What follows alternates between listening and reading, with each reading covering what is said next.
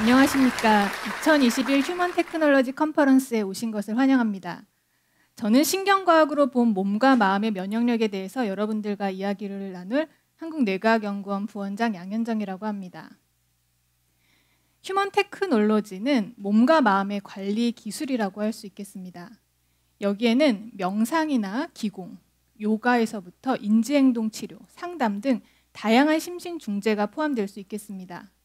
이렇게 휴먼 테크놀로지를 잘 활용하게 되면 머리는 시원하고 몸은 따뜻한 상태, 즉 수승하강의 상태를 만들 수 있는데요.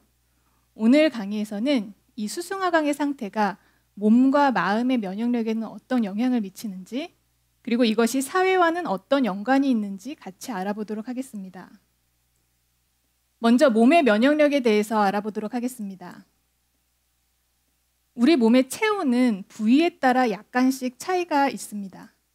외부 공기와 많이 접촉하는 코 안의 비강에서는 몸의 심부 온도보다 33도에서 35도로 그 온도가 약간 떨어집니다. 그런데 감기 바이러스는 우리 몸의 안에서보다 이 비강에서 훨씬 더 잘 번식합니다. 이것은 우리 몸의 세포가 항바이러스 방어 반응을 일으킬 때 온도가 약간 낮은 이 공간에서 조금 더 그 활동력을 약화시키기 때문입니다. 따라서 감기 바이러스는 상대적으로 번식하기 좋은 환경이 되는 것입니다. 이렇게 우리 몸의 면역 반응과 관련이 있는 이 체온이라는 것은 우리의 심리 상태와도 관련이 있는데요. 재미있는 실험 결과를 같이 보도록 하겠습니다.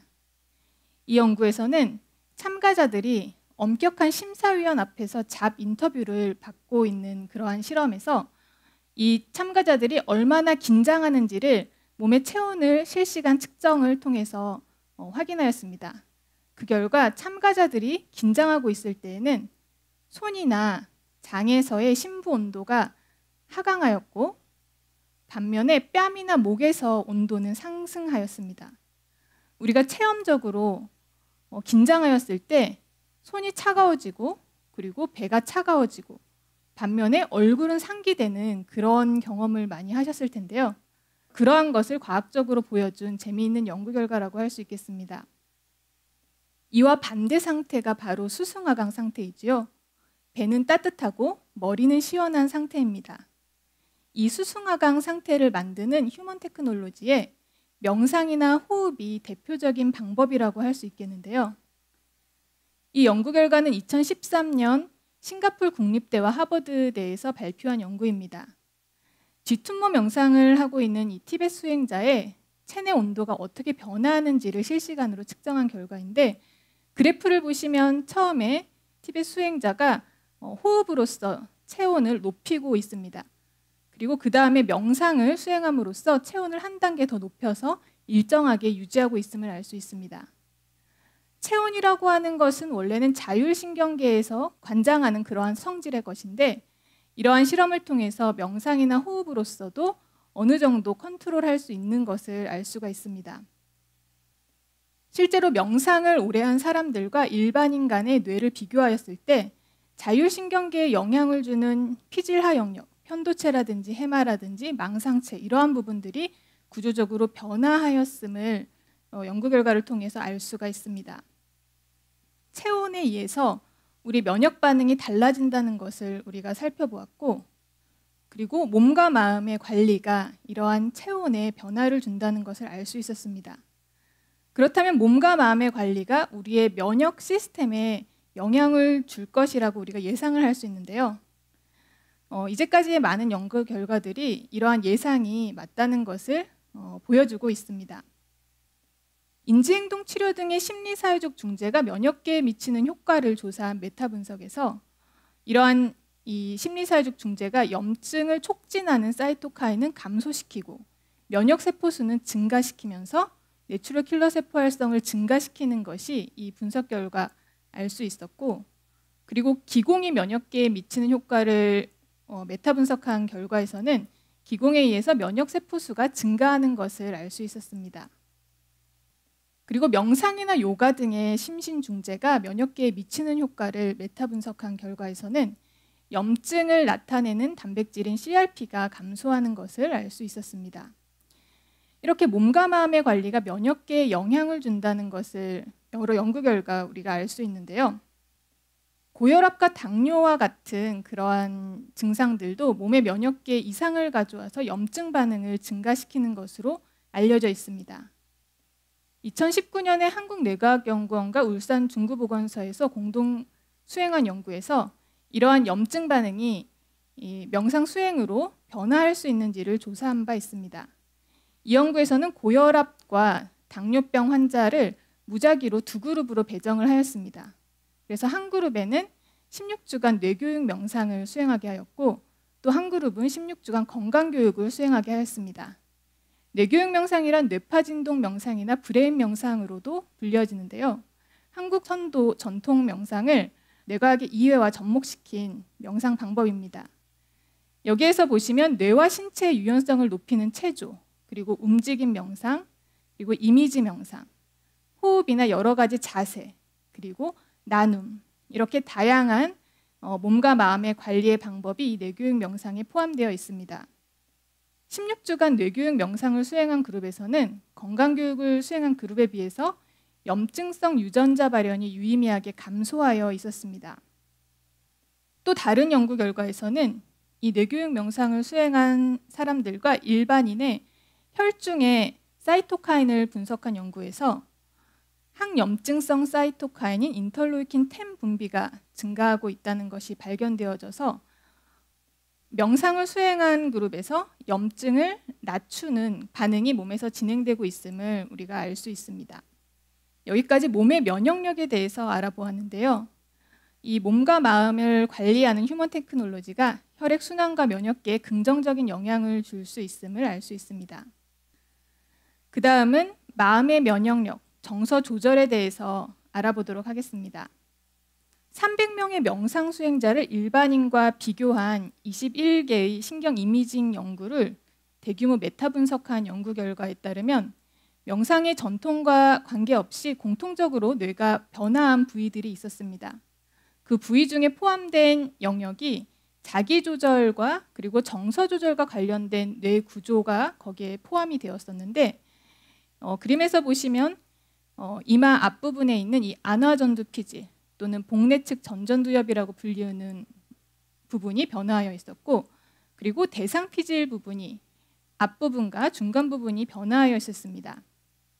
정서를 표현하는 이 변형계에 대해서 이러한 뇌의 구조가 시냅스가 많이 연결되어 있기 때문에 이 구조가 변화하여 있다는 것은 정서 조절 능력이 향상되어 있음을 시사하는 결과입니다. 그리고 이렇게 구조적인 변화만이 아니라 실제로 기능적으로도 명상이나 기공, 인지행동 치료 등의 몸과 마음의 관리를 수행한 그룹에서는 대규모 메타 분석을 하여 보았을 때 공통적으로 불안이나 우울, 스트레스 등이 감소하여 있었습니다. 우리가 스트레스를 받으면 우리 몸의 스트레스 축이라고 부를 수 있는 시상하부, 뇌하수체 부신피질, 이 축이 활성화됩니다. 그래서 부신피질에서 코티졸이 분비되고 이것은 우리 몸의 면역세포에 영향을 미칩니다. 그리고 동시에 교감신경이 활성화되면서 부신수질에서는 에피네프린이나 노르에피네프린이 분비되고 이것은 다시 면역세포에 영향을 주게 됩니다. 그런데 몸과 마음의 관리, 명상이라든지 이런 몸과 마음의 관리를 하게 되면 이렇게 스트레스 축이나 교감신경 활성화가 완화되면서 면역계를 변화시킴으로써 우리 몸의 건강에 영향을 주고 있다고 할 수 있겠습니다. 앞서 설명드린 뇌교육 명상에 의해서도 이 정서 조절을 담당하는 뇌구조의 변화가 보고되어졌는데요.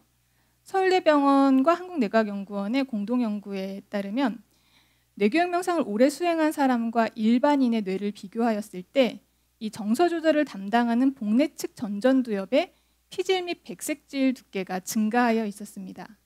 이것은 명상 수행자가 일반인에 비해서 정서 조절 능력이 향상되어 있음을 시사하는 연구 결과이고 구조적인 변화만이 아니라 실질적으로 기능적으로도 우울이나 불안, 스트레스는 감소하였고 긍정 정서는 향상되어 있었습니다.